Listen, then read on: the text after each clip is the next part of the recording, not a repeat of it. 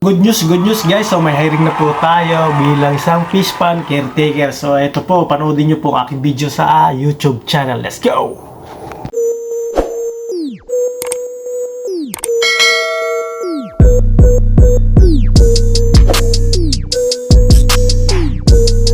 Yo, may napansin po tayo ditong hiring, no guys, no? Ngayon ko lang nakita to, fish pan caretaker, no? So for today's video is share natin kung saan po yung hiring, no, na agency, fish pan caretaker. So walang iba kundi ang city employment po. Doon po sa mga aplikante na hindi na tatanggap na bilang tatagalan sa pag-apply factory worker, try nyo po dito sa city employment yan. Baka sakaling matanggap kayo bilang isang fish pan caretaker. Napakadali lang po niyan, no? Walang NG dyan. Yung bawang wala kang magagawang puro pakain ka ng ag-alaga ng isda, ayan.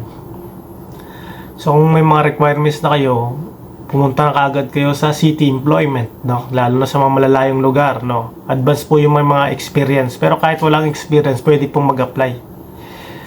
So punta lang kayo city employment, yan. Agahan nyo kasi may mga pila dyan na madaling araw, no? May numbering kasi yan, mahaba pila nyo, diba? Mas maaga, mas maganda, magdala lang kayo ng pagkain nyo. Kasi mahal ang bilihin sa Manila. May Skyflex, kung may mga baong kayong kanin, pwede, para mas makatipid, no?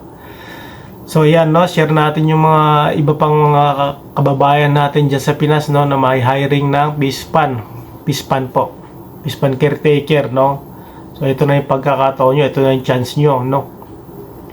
Punta lang po sa city employment, nandiyan po yung address, lalagay natin. So pa-share na lang po sa ibang mga kasamahan nyo na mag-apply dito sa city employment, and then pa-comment po and subscribe sa aking YouTube channel. At para update po kayo sa mga bago nating video papuntang Taiwan. So hiring po yan ng fish pan caretaker, wag nating patagalin yan. May clear natin video, yan.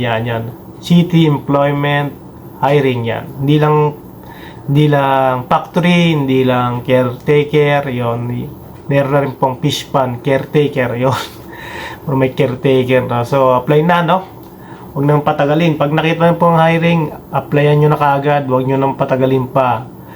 Tapos lipat kayo sa ibang agency, applyan nyo na rin pa sakali, di ba? Mas mahirap kasi dyan sa Pinas kaysa dito, at least meron kayong income, no? Kasi sa Pinas mababa sahod.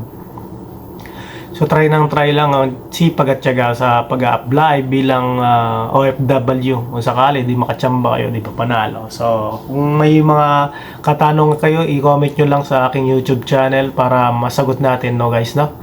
Sa mga magsasubscribe, para ma-update po kayo, pa-subscribe na po sa aking YouTube channel at mag-upload pa po tayo ng ibang hiring. So salamat, let's go!